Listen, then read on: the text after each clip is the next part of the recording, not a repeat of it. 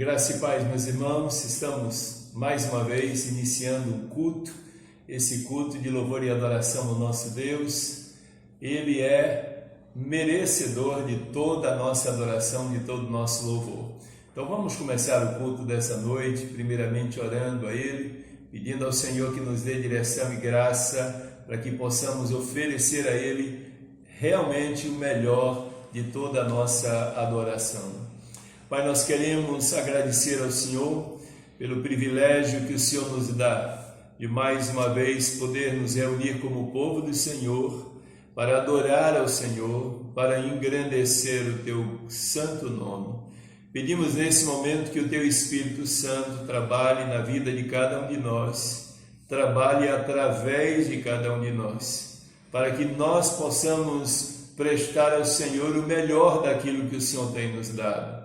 Tu és merecedor de tudo, Pai. Então pedimos ao Senhor que nos capacite a fazer aquilo que é agradável ao Teu coração. Inspira a mente, o coração, a alma da gente, porque nós oramos agradecidos no nome para a glória de Jesus. Amém. Amém. Meus irmãos, quero convidar os irmãos agora a abrir a palavra de Deus. Nós estaremos fazendo a leitura do livro de Isaías, capítulo 53, os versos de 1 a 5. O culto dessa noite tem por objetivo exaltar o nome do nosso Deus e trazer à nossa memória aqueles momentos tão especiais em que Cristo desceu a essa terra para pagar o preço da minha e da sua redenção. E esse texto diz assim: quem deu crédito à nossa pregação e a quem se manifestou o braço do Senhor? Porque foi subindo como renovo perante ele, e como raiz de uma terra seca, não tinha beleza nem formosura. E olhando nós para ele, não havia boa aparência nele, para que o desejássemos. Era desprezado e o mais rejeitado entre os homens, homem de dores e experimentado nos trabalhos, e como um de quem os homens escondiam o rosto, era desprezado, e não fizemos dele caso algum. Verdadeiramente, ele tomou sobre si as nossas enfermidades, e as nossas dores levou sobre si, e nós o reputávamos por aflito, ferido de Deus e oprimido. Mas ele foi ferido por causa das nossas transgressões, e moído por causa das nossas iniquidades. O castigo que nos traz a paz estava sobre ele, e pelas suas pisaduras fomos sarados.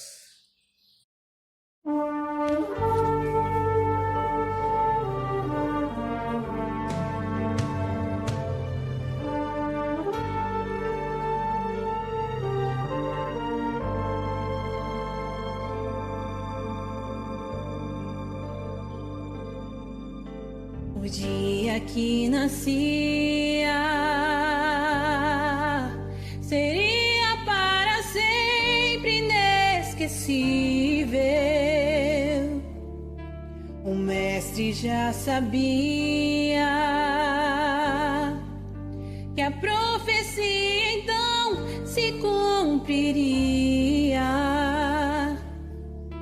e com o beijo Judas trairia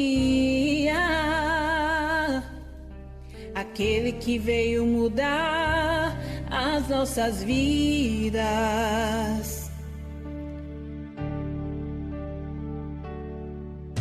E ao cair da tarde,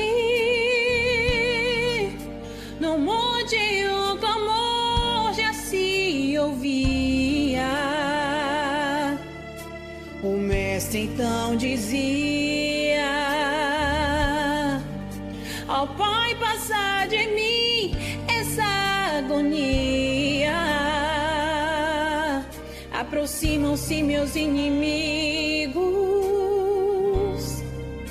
a hora então chegou, o inferno será vencido, assim diz o meu Senhor.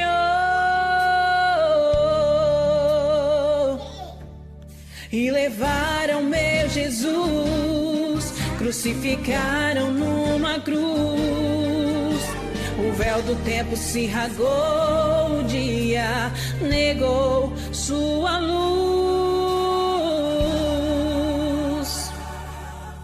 e mataram meu Jesus.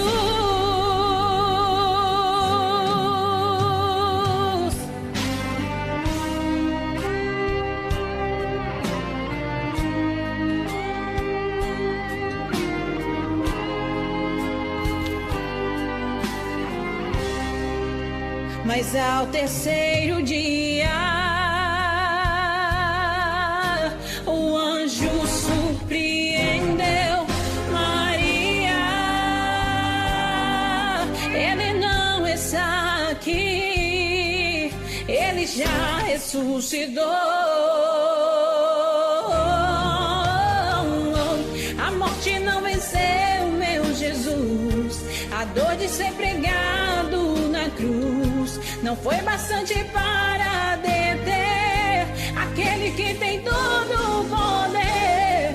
Solução para quem precisar, nome que acalma a alma. Muralhas vão por terra cair, todo mal não vai existir. Quando então esse nome chamar, nome que liberta, a vitória é certa. Todo poderoso ele é. Ele é majestade, acalma a tempestade. Se o gigante se levantar, pode então esse nome chamar. A morte não venceu meu Jesus, a dor de ser pregado na cruz não foi bastante para deter aquele que tem todo o poder. Solução para quem precisar, nome que acalma a alma. Muralhas vão por terra cair, todo mal não vai existir. Quando então esse nome chamar, nome que liberta, a vitória é certa. Todo poderoso ele é. Ele é majestade, acalma a tempestade. Se o gigante se levantar, pode então esse nome chamar. Pode então esse nome chamar.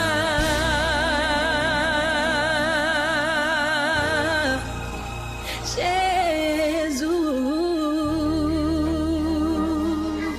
Amém. Bem, vamos agora aos nossos avisos. Quero só chamar a atenção dos irmãos para a próxima semana. Na próxima semana nós teremos o retorno dos cultos presenciais, terça, quinta e domingo. Mas é um decreto da prefeitura e nesse decreto a informação que nós temos, a sugestão, que nós temos é de que o número não pode ultrapassar aproximadamente 60 a 67 pessoas, de acordo com o tamanho do nosso templo.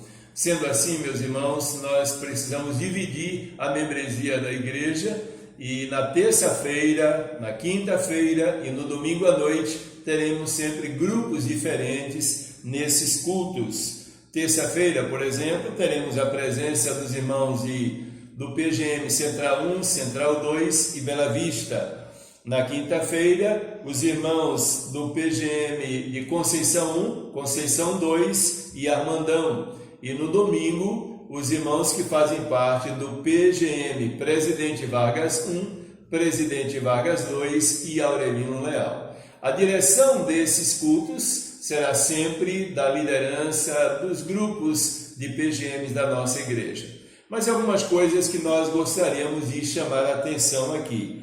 A primeira delas diz respeito ao fato de, se você não faz parte do PGM, mas é membro congregado da igreja e está residindo num dos bairros desses PGMs, então fique atento que no dia que o PGM do seu bairro estiver na direção das atividades de culto da nossa igreja, você já pode se dirigir à casa de Deus e participar dos cultos de adoração e pregação da palavra do Senhor também.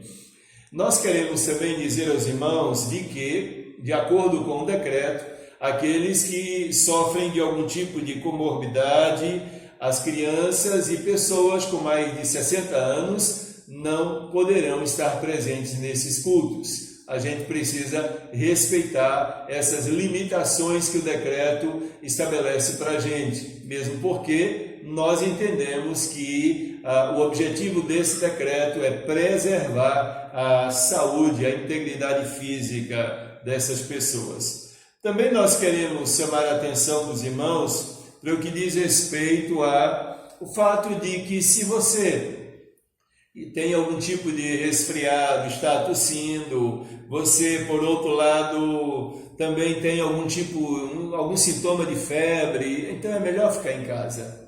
É melhor você ficar em casa, não venha para o templo. Se você manteve algum contato com alguém que já testou positivo, também fica em casa. Todo cuidado é necessário. Venha de máscara, venha pronto para adorar o Senhor. Quero também chamar a atenção dos irmãos que todas essas atividades de culto em nossa igreja acontecerão sempre terça à noite, quinta à noite e no domingo à noite. Domingo pela manhã nós teremos apenas a EBD virtual. Não haverá, portanto, atividade de culto em nosso santuário, ok? Mas nós queremos também chamar a atenção dos irmãos para alguns pedidos de oração. Vamos continuar orando pela irmã Leude, continuar orando pelos outros irmãos da nossa igreja que estão tendo problemas nessa área, para que a atuação do Senhor seja no sentido de restaurar definitivamente a saúde dos seus filhos. Vamos orar pela nossa nação, tem passado momentos tão difíceis, tão complicados, orar pelo nosso presidente, orar também pela saúde do nosso povo brasileiro, orar pela nossa região. Os números de pessoas contaminadas pelo Covid têm crescido assustadoramente em nossa região. Precisamos não só tomar os cuidados necessários, mas precisamos orar ao Senhor para que Deus esteja protegendo, guardando a vida de cada um de nós. Amém?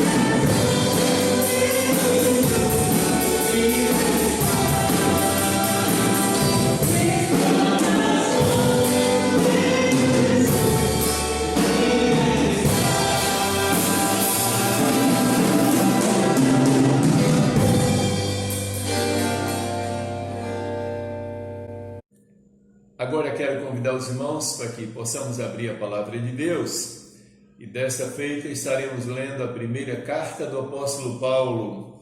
O capítulo é o de número 11 e os versos são de 23 a 26. Esse texto vai chamar a atenção da gente para a celebração da ceia do Senhor. E nós teremos hoje à noite celebração da ceia do Senhor. Vamos trazer à memória esse grande feito de Cristo por cada um de nós. Vamos à leitura do texto. Porque eu recebi do Senhor o que também vos ensinei, que o Senhor Jesus, na noite em que foi traído, tomou o pão e, tendo dado graças, o partiu e disse: Tomai e comei, isto é o meu corpo, que é partido por vós. Fazei isto em memória de mim. Semelhantemente também, depois de cear, tomou o cálice, dizendo: Este cálice é o novo testamento no meu sangue. Fazei isto todas as vezes que beberdes em memória de mim. Porque todas as vezes que comerdes este pão e beberdes este cálice, anunciais a morte do Senhor até que venha. Meus irmãos, quando o apóstolo Paulo escreve essa primeira carta à igreja de Corinto, ele manifesta muitos motivos para louvar o comportamento daquela igreja. Se você atentar muito bem para o capítulo 1 dessa carta, você vai perceber, por exemplo, que já no verso 1 ele vai chamar a membresia daquela igreja de Igreja de Deus. Vocês não são membros dessa ou daquela denominação. Vocês são a igreja do Deus vivo. Nesse mesmo versículo, os membros daquela igreja são chamados de santos do Senhor. Quando olhamos para o verso 5, Paulo vai dizer que aquela igreja era composta de gente que a cada dia estava se enriquecendo da palavra e do conhecimento de Deus. No verso 7, Paulo já diz que aquela igreja, a igreja de Corinto, era uma igreja que possuía todos os dons espirituais. Todos os dons do Espírito trabalhavam livremente na vida daquela membresia. E como se não bastasse, Paulo manifesta um carinho muito especial por aquela igreja. Era uma igreja tremendamente abençoada pelo Senhor. Só que no capítulo 11, esse capítulo que nós acabamos de ler, quando Paulo vai se referir no verso de número 17, olha o que ele diz nesse verso: Nisto, porém, que vou dizer-vos, não vos louvo, porquanto vos ajuntais, não para melhor, senão para pior. Aqui Paulo vai dizer: olha, eu tenho muitos motivos para louvar o comportamento de vocês, mas há um elemento aqui extremamente incômodo no comportamento de vocês e por isso aqui eu não posso louvar vocês. É interessante que a gente dando uma olhada aqui nesse texto, dos versos 17 a 34, a gente vai perceber que por 4 vezes Paulo usa a expressão quando vos ajuntais. Isso me chamou a atenção e é por conta disso que eu queria te fazer exatamente essa pergunta. Você já participou de alguma reunião na igreja onde você se sentiu mais prejudicado do que abençoado? Acredito que sim. A igreja de Corinto manifestava exatamente isso. Atenta novamente para o verso 17, que Paulo vai estar dizendo: quando vocês se ajuntam não é para melhor, senão para pior. Agora, a grande questão aqui é que Paulo não está se referindo a uma reunião administrativa da igreja. Ele está falando do culto de adoração ao Senhor. E o que é pior, ele está falando de celebração da ceia do Senhor. Quando aqueles irmãos se reuniam, não eram para abençoar, quando aqueles irmãos se reuniam para esse momento de culto e de celebração, muita gente era prejudicado, se sentia triste, ofendido, discriminado naquela igreja. Isso me chamou grandemente a atenção, meus irmãos, porque a gente precisa entender então agora quais são as atitudes que aqueles irmãos estavam manifestando, que despertou tanto desagrado no coração de Paulo. Se você olhar no verso de número 18, Paulo vai falar que durante a celebração da ceia do Senhor, havia ali partidarismo, cismas, facções, gente com ideias próprias, preferências pessoais, e Paulo chamava isso de carnalidade. No verso de número 20 e 21, glutonaria, discriminação presente no comportamento daqueles irmãos. Paulo não podia admitir de maneira nenhuma que essas coisas acontecessem sem que houvesse uma reprimenda da sua parte. No verso de número 27, Paulo já chama atenção para a atitude de reverência de alguns irmãos diante da celebração da ceia do Senhor. A expressão que Paulo vai usar é de comportamento indigno diante da ceia do Senhor. No verso de número 28, Paulo fala aqui agora da ausência de autoexame. As pessoas iam de qualquer jeito, de qualquer maneira, não avaliavam suas mentes, seus corações, suas vidas, seu histórico de vida enquanto crentes em Jesus Cristo. E Paulo entendia que a necessidade de um autoexame na celebração da ceia do Senhor, no culto ao Senhor, era imprescindível. Mas como se não bastasse, para mim aqui, a situação se agrava muito mais, quando no verso de número 29, Paulo vai dizer que faltava àqueles crentes discernimento sobre o valor da ceia do Senhor e a importância que essa ceia deve ter na vida de cada crente. Então agora eu quero perguntar para você, o que é ceia do Senhor, meu irmão? O que é ceia do Senhor?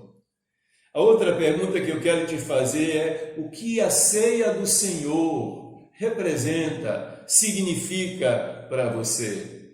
Se você se voltar para os versos 23 a 26 que nós lemos inicialmente, você vai perceber que ali Paulo vai fazer uma referência à celebração de ceia que foi realizada por Jesus com seus apóstolos. E é interessante que Jesus ali vai usar dois elementos da ceia, o pão e o vinho. E Jesus chama a atenção dos seus discípulos, dizendo o seguinte: olha, esse pão aqui é o símbolo do meu corpo, e esse vinho aqui é o símbolo do meu sangue que vai ser derramado por vocês. Todas as vezes que vocês comerem esse pão, que vocês tomarem esse vinho, celebrando a ceia, parem, pensem, reflita no que isso representa para a vida de cada um de vocês. Não faça por mera tradição, não o faça por mero costume, não faça aleatoriamente, porque a ceia do Senhor tem um significado extremamente importante na vida do crente. O que o apóstolo Paulo, então, tenta chamar a atenção da gente quando ele cita esses problemas na vida da igreja?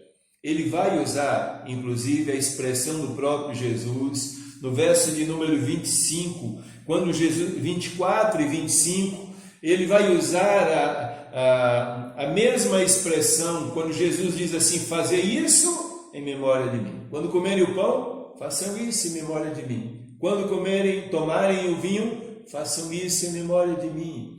Isto significa o seguinte: quando eu e você nos colocamos diante da mesa do Senhor para celebrarmos a ceia do Senhor, nós devemos trazer à nossa memória o que esses elementos verdadeiramente representam em termos espirituais para a gente.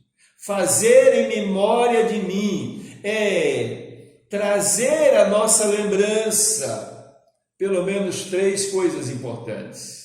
A primeira delas, a lembrança da morte de Jesus Cristo. E por que a morte de Jesus é tão importante na vida do crente? Primeiro, porque a morte de Cristo denuncia a gravidade dos nossos pecados.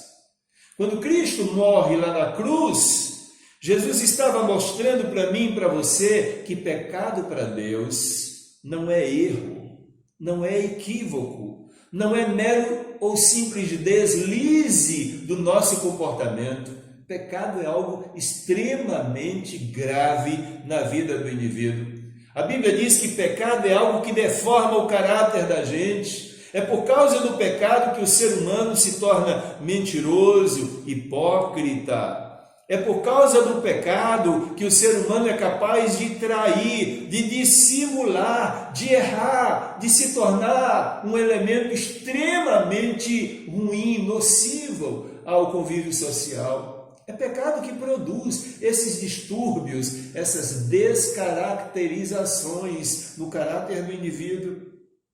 Pecado, por outro lado, chega a nos desqualificar diante de Deus. Se você atentar muito bem para o que Paulo diz lá em Efésios capítulo 2, você vai perceber que Paulo vai dizer assim: olha, o pecado foi extremamente desastroso para a vida do ser humano, porque fez com que eu e você nos separássemos definitivamente de Deus, estabelecesse entre eu e você uma inimizade frontal desnecessária. Pecado tirou da gente também a esperança de real felicidade para a vida, porque a separação de Deus destitui a gente de qualquer possibilidade de felicidade. Não há felicidade sem Deus. Não há alegria sem Deus, não há paz real sem Deus, não há vida real sem Deus, não existe eternidade feliz sem Deus. Eu e você fomos criados por Ele e somos completamente dependentes dEle para sermos verdadeiramente felizes. E agora Paulo está dizendo para a gente então o seguinte: olha, se ele estivesse vivendo hoje, ele diria para mim e para você: não hajam como os crentes de Corinto. Quando estiverem diante da mesa do Senhor, tragam à memória de vocês a lembrança da morte de Cristo, porque o pecado estabeleceu esse estado de desgraça, de condenação sobre a vida de vocês. Mas vejam que Cristo produziu na vida de vocês. Efésios capítulo 2, verso 13 e 14, parte A. Paulo diz assim: mas agora em Cristo Jesus, vós que antes estáveis longe, já pelo sangue de Cristo chegastes perto, porque Ele é a nossa paz, o qual de ambos os povos fez um. Atentou para a importância da morte de Jesus? Atentou para o valor da morte de Jesus, para os efeitos dessa morte? Paulo diz que quando eu e você estamos diante da mesa do Senhor, nós precisamos trazer à memória o que Jesus foi capaz de fazer para pagar o preço desse estigma de condenação que havia sobre mim e sobre você. Por outro lado, quando Cristo morre lá na cruz do Calvário, Ele declara definitivamente a morte da morte em nossa própria vida. É o que Paulo vai escrever também em 1 Coríntios, capítulo 15, versos 55 a 57. É Paulo quem desafia a morte diante do sacrifício de Jesus. Ele diz: onde está, ó morte, a tua vitória? Onde está, ó morte, o teu aguilhão? E ele responde: tragada foi a morte pela vitória, mas graças a Deus que nos dá a vitória por Cristo Jesus, o nosso Senhor. Não há como nos colocarmos diante da ceia do Senhor sem trazer à nossa memória não somente a gravidade do nosso pecado, mas a lembrança do que a morte de Cristo foi capaz de produzir beneficamente na vida da gente. Mas Paulo também chama a atenção da gente para a necessidade de trazer à nossa mente um outro valor importante: a certeza do amor de Deus por mim e por você. Nós temos isso muito bem declarado lá no Evangelho de João, capítulo 13, verso 1.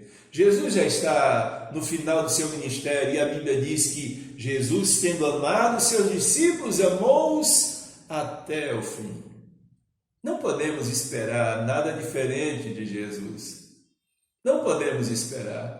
Ninguém é capaz de amar o ser humano como Jesus foi capaz de nos amar. A Bíblia diz que há um propósito no amor de Deus. E o verso tão conhecido da Bíblia, que nós recitamos desde a época de criança, João 3,16, a Bíblia diz que há um propósito no amor de Deus. Mostrar que todas as pessoas são amadas e queridas por Ele. Deus amou o mundo. E mostrar também que o amor de Deus é tão especial e tão profundo por nós, que é capaz de abrir mão do seu próprio Filho, para que Ele possa ser cravado lá na cruz, a fim de gerar vida eterna para mim, para você, para toda e qualquer pessoa que se dispuser a crer nele. Há um propósito no amor de Deus. Deus não nos ama apenas por nos amar. O propósito de Deus é cuidar da gente, é restaurar a gente, é perdoar a gente, é libertar a gente, é salvar a cada um de nós, gerar em nós o privilégio de vivermos a eternidade com Ele. Uma eternidade feliz e abençoada. A certeza do amor de Deus é grande no coração, era grande no coração de Paulo, precisa ser grande no meu coração, no seu coração, no coração de cada um de nós, porque amor de Deus, quando a gente pensa nisso, a gente percebe que não há apenas um propósito, mas é um amor que manifesta uma incondicionalidade extraordinária. Deus não nos ama porque nós somos amáveis, pelo contrário, nós não somos merecedores de amor algum da parte dele. Nós não temos a menor capacidade de corresponder ao menor gesto de amor e cuidado de Deus. Somos pecadores, falhos, indignos até de pronunciar o nome dele. Mas a Bíblia diz que, apesar disso, ele nos ama. Esse amor incondicional de Deus é tão tremendo que, mesmo eu sendo infiel, Deus me ama. Mesmo que eu seja uma pessoa extremamente desobediente, Deus me ama. Mesmo que eu manifeste apatia diante da mensagem do Evangelho, Ele me ama. Mesmo que eu diga, não creio em você, o seu amor por mim é grande, é tremendo, é especial. Mesmo que em meio à minha caminhada cristã, eu manifeste insegurança, dúvidas em relação à minha fé nele, a condução dele em relação à minha vida. Deus me ama, não importa quem eu sou, o que eu faça ou deixe de fazer. Seu amor é grande, é especial para com a minha vida. E Paulo diz, você precisa entender esses valores importantes a respeito de Deus. E quando você se colocar diante da mesa do Senhor, traga à sua memória o caráter incondicional do amor do Senhor por você. Deus nos ama, apesar do que somos. O apóstolo Paulo, quando pensa a respeito disso, ele chega a dizer, olha, o amor de Deus não dá para ser pensado, raciocinado logicamente. Paulo diz, olha, o amor de Deus excede a todo entendimento humano. Se eu e você pararmos para pensar em quem nós somos, nós chegaremos à conclusão de que não há em nós qualquer elemento que possa inspirar em Deus esse amor. Somos indignos, completamente indignos dele e do amor dele por nós. Talvez até você possa dizer assim: olha, pastor, eu não sei se eu sou capaz de acreditar tanto no amor de Deus, porque você não conhece muito minha vida e você não sabe as coisas que eu já fiz. Você talvez que esteja me ouvindo nesse momento de culto, seja alguém que ainda não teve uma experiência pessoal com o Senhor. Talvez você tenha sido pervadido e ainda esteja sendo pervadido por sentimentos terríveis, por pensamentos inconfessáveis. Talvez você já tivesse praticado ou ainda esteja praticando atos inconcebíveis. E você diga: olha, Deus não seria capaz de me perdoar.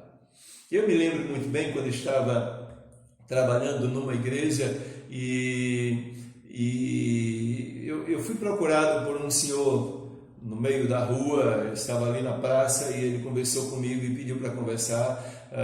Conversou comigo e disse: olha, pastor, você é o pastor da igreja? Sou, eu gostaria de conversar com você. É possível? Sim, mas a gente pode conversar à parte. Eu digo: é óbvio. Abri o templo, entramos e fomos conversar, e ali ele começou a partilhar algumas coisas que aconteciam na vida dele. E eu confesso para você que cada vez que eu ouvia a história de crimes, isso tem mais de 22 anos, eu ficava meio temeroso. Que homem é esse? Eu estou diante de quem aqui? O temor do ser humano diante dessas realidades. Mas a pergunta dele me incomodou: será que Deus é capaz de me perdoar? Eu disse: mas é óbvio que sim. Mas é óbvio que sim. Ele diz: mas pastor, eu já fiz tanta coisa que não presta. Ele diz: mas Deus te ama assim, ele morreu por você. Foi exatamente por causa disso, porque você não presta, como eu não presto. A palavra de Deus diz que o sangue de Jesus Cristo nos purifica de todo pecado. Comecei a falar sobre ele a respeito de Isaías 1,18. Ainda que os nossos pecados sejam vermelhos como o carmesim, em Deus eles se tornam brancos como a lã. Não há pecado que Deus não consiga perdoar. Isso tem mais de 20 anos e ainda não consegui esquecer a história daquele homem, mas também não consegui esquecer de que esse Deus, independentemente de quem somos, continua nos amando e gerando a nós a oportunidade de ser atraído por Ele. Terceiro elemento, Paulo diz: olha, quando vocês se colocarem diante da mesa do Senhor, não faça isso aleatoriamente. Pense agora na sua nova condição diante de Deus. Olha que Paulo diz em 1 Coríntios capítulo 11, verso de número 26. Porque todas as vezes que comerdes este pão e beberdes este cálice, anunciais a morte do Senhor até que Ele venha. Paulo está falando aqui a um grupo de pessoas que agora eram consideradas Igreja do Senhor. Está lá no verso 1, capítulo 1 dessa mesma carta. Igreja de Deus, santos do Senhor. Pessoas que agora já viviam uma nova condição, uma nova realidade espiritual. Já haviam passado pela experiência do novo nascimento. E Paulo agora está trazendo a realidade dessa nova condição que o crente tem diante de Deus. Duas realidades especiais. A primeira delas, a nossa participação na natureza de Cristo. No dia que eu e você entregamos a nossa vida a Jesus, Ele se tornou parte integrante de cada um de nós. E a Bíblia diz que quando eu e você comemos o pão e tomamos o vinho, são elementos representativos do sacrifício de Cristo por nós.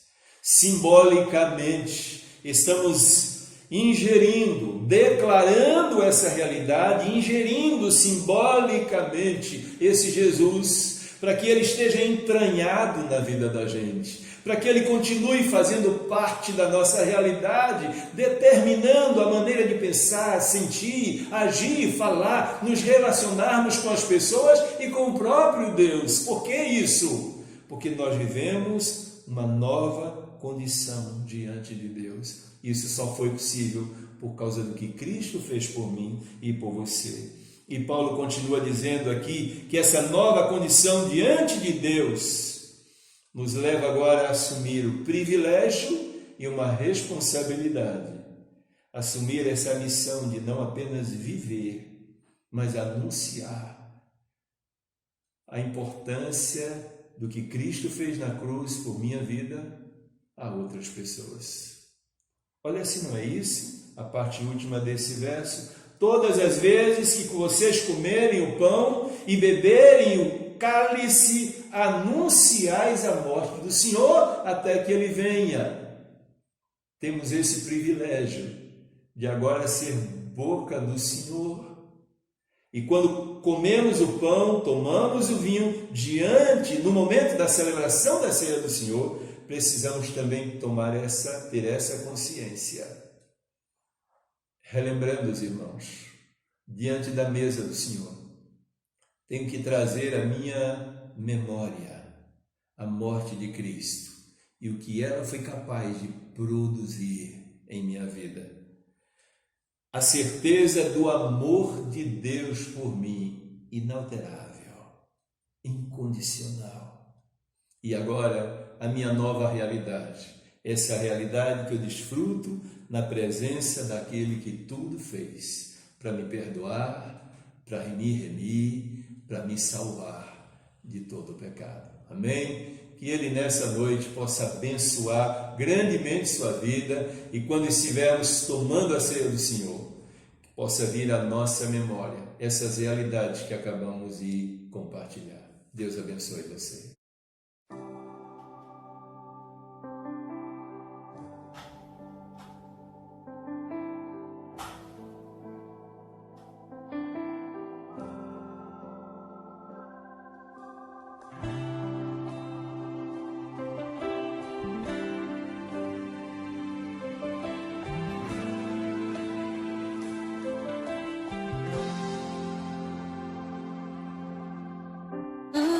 Tão cego, sem rumo certo, buscando a paz e descanso. Eu procurei por tantos meios justificar meus erros, mas ao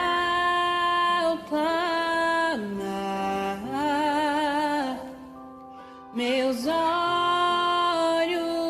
abri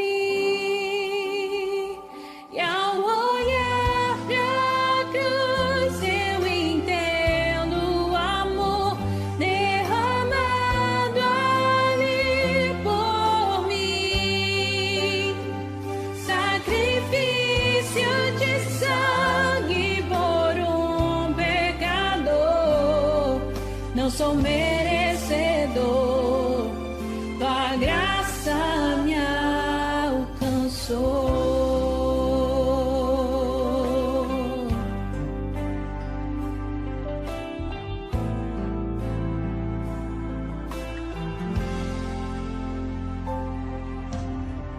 E ao ver tua glória naquele dia, me alegrarei em gratidão. Tocarei as marcas de vitória. Vencido é o pecado perante ti. Me prostrarei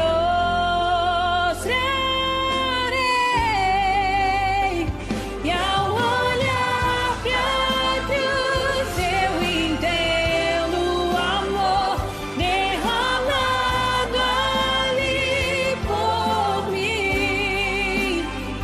Sacrifício de sangue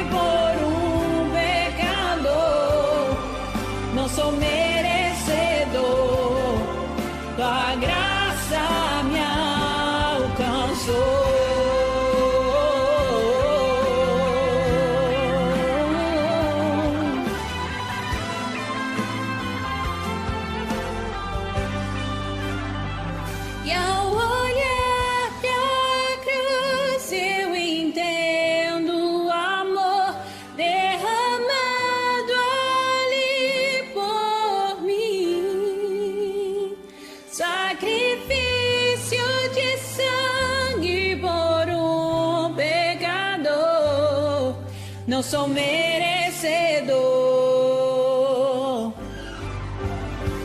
E ao olhar pra cruz eu entendo o amor derramado ali por mim. Sacrifício de sangue por um pecador. Não sou merecedor. Não, não, não, não. Não sou merecedor. Tua graça me alcançou. Tua graça me alcançou, Senhor.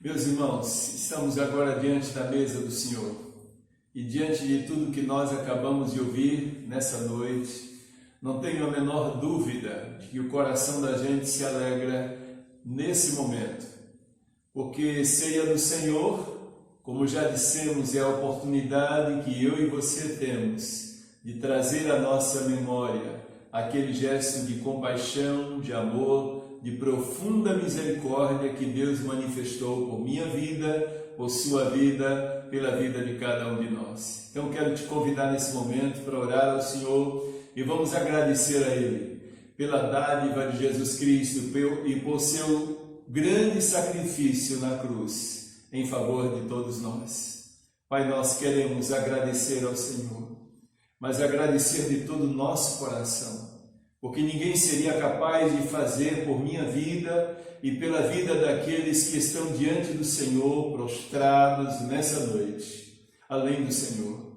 Tu és o Deus das muitas misericórdias, Tu és o Deus da graça e da infinita bondade.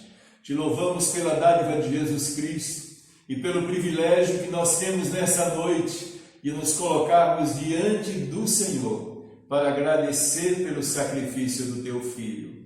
Obrigado pelo que Jesus fez por nós, Pai.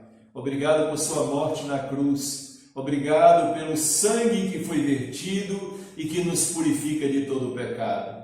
Obrigado porque estamos nesta noite diante do pão e diante do vinho para dizer ao Senhor o nosso muito obrigado por esse gesto de tremendo amor por cada um de nós. Oramos agradecidos no nome e para a glória de Jesus. Amém. Quero convidar os irmãos nesse momento para que possam pegar o seu pão, onde você estiver aí na sua casa, pegar o seu vinho, o suco de uva. Nós estamos nesse momento diante da mesa do Senhor. Lembra do que compartilhamos nessa noite? Trazer à nossa memória a morte de Jesus. Desenvolver no coração da gente a certeza do seu amor por cada um de nós. E ao mesmo tempo tomarmos conhecimento, consciência daquilo que nós somos, de quem nós somos agora em Cristo Jesus. O pão, símbolo do corpo do Senhor. O vinho, símbolo do seu sangue vertido na cruz do Calvário em nosso lugar. A Ele, o nosso Deus, seja a honra, seja o louvor, seja toda a glória. Amém? Nós vamos agora comer o pão e depois tomaremos o vinho, celebrando esse momento tão importante, quando Jesus Cristo se deu inteiramente por nós, para nos remir e salvar de todo o pecado.